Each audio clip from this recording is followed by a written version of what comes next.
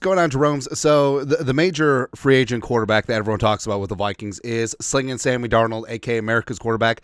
Where is he going to go? Will the Vikings bring him back? Probably not. Right. So now the question is, just leave in free agency and roll the dice on a 2026 comp pick, or tag and trade? Don't know. There's a lot of things up there. But what if I told you there's another highly drafted, formerly highly compensated, former New York, but really New Jersey market quarterback also on the Vikings free agent roster? And does he leave and the Vikings get a comp pick? Or if Darnold leaves, is he back as JJ McCarthy's number 2? Because obviously JJ McCarthy is going to be quarterback 1. Is Daniel Jones going to be JJ McCarthy's caddy in 2025, as well as give them a veteran option just in case knocking on all the wood stuff happens, right? And I think that would be smart for the Vikings to bring back Daniel Jones if he is willing to come back as a backup. Again, this is not going to be a competition, bro. And if he can find a starting spot, more power to him. But I don't think that he's going to. But we'll see. Of course, Daniel Jones, number 6 overall pick from back in the day out of Duke, went to the Giants and then allegedly won a playoff game. Don't know. I mean, history is fuzzy. Anyways, got himself the contract, 4-year, $160 million. That really is the scarlet letter of contracts. And every time any subpar quarterback gets on a little bit of a hot streak, it's like, oh, they're going to give him the Daniel Jones contract. Nah. But obviously things don't work out with the Giants.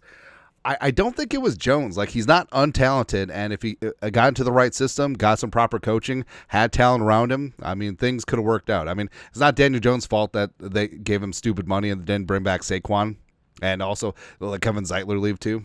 Who knows, man? But Daniel Jones, after he was released by the Giants, signed with the Vikings. Now, this is important because Jones could have signed somewhere and finished out the season as a starter. Like, he would have been like, he was cut before the Black Friday Raiders-Chiefs game. He would have started for the Raiders that week, right? So he wanted to come here to the Vikings. He wanted to get some good coaching. He's seen what Kevin O'Connell has done for Sam Darnold, and he's like, I want that. I need that. Right. And Daniel Jones, like we said, he's not without talent. Now, he does have accuracy. That was his hallmark coming out of Duke. He does play well within a system. Also, he does have plus mobility. Like, he's a legitimate running quarterback, vanilla Vick, and all that stuff. But it just never clicked with the Giants outside that one breakout season. So just sort of is what it is. And Jones was with the Vikings for 2.5 weeks. Eventually, he was added to the active 53-man roster as the Vikings headed into the playoffs. He was not elevated to quarterback 2. So, I don't know, maybe it's just more Kevin O'Connell being stubborn and being loyal to Nick Mullins. But honestly thought that as that Rams game got out of hand, it would have been nice to be able to put in Daniel Jones at quarterback because he knew the offense by that point, and obviously he does have more talent than Nick Mullins, but just sort of is what it is. But Jones, I mean, he could have some suitors in free agency this offseason, especially since the free agent market outside of Sam Darnold is pretty sparse, unless you really want Russell Wilson, even though he's probably going to the Raiders. Then you do have a quarterback draft class, which ain't great either, but some teams that could be interested in him and potential role. So the Titans are at 1. So maybe a bridge quarterback. Maybe they bring in Cam Ward, and then they have Daniel Jones as their de facto Sam Darnold to Cam Ward to their JJ McCarthy. Don't know. Browns. So the Browns are going to have to get creative, right? So they have the Deshaun Watson contract, which basically no one believes that he actually tore his Achilles again, right? The Browns are just like, hey, chill out. We'll pay you this year, and we'll weather the salary cap, and then we'll cut you next offseason. But he's probably done, right? And then you got the Raiders.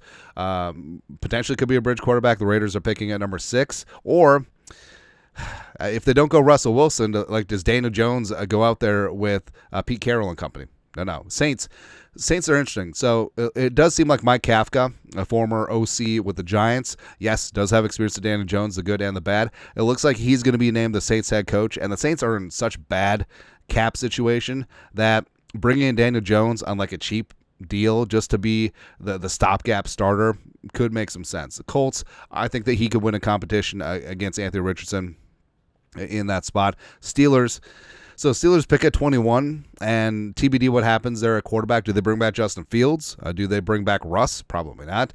Or Daniel Jones just could be a starter with the Steelers, or the Steelers definitely could be in the Sam Darnold business as well. And the Vikings, he would be a backup. Like, this would not be an open competition situation with JJ McCarthy. It would be McCarthy's show.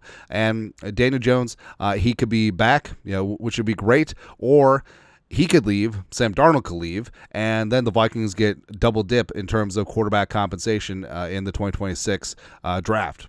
So we'll see that. But like I said, I don't think that Daniel Jones is going to break the bank either way. I think that he could return to be the backup for JJ McCarthy and just have a season where he basically takes over that Sam Darnold role, except the role that Darnold was supposed to play in terms of the bridge quarterback, but really the true backup for JJ McCarthy. But it's a spot where Jones already picked the Vikings once over other spots. And he got to see what the organization is about. The coaching staff, by and large, is going to be returning intact, especially in that quarterback room. And maybe he just wants a full season of good coaching with a winning organization, and then he could hit free agency in 2026 and be like, Mama, I changed. Right? Just like Sam Darnold having that season with the 49ers last year. Or both Darnold as well as Daniel Jones leave, and then it's Zach Wilson time, baby. That's right. Hey, Chanhassen Cougars, hide, because Zach Wilson is coming to town. Woo! Love to see that, man. Because Kevin McConnell just be like, for my next trick, I'm going to rehab a third New York, New Jersey quarterback, and then just go from there, right? But obviously it would be JJ McCarthy. Although I will say, Zach Wilson leading the Vikings to their first Super Bowl win would be delicious. I don't care who's that quarterback, man. Just do something. Anyways, your thoughts are thoughts. What's going to happen with Daniel Jones this offseason? Is he back? Is he not? Who knows? Let us know your thoughts, our thoughts, comment section. You guys know what to do. Skol, production value.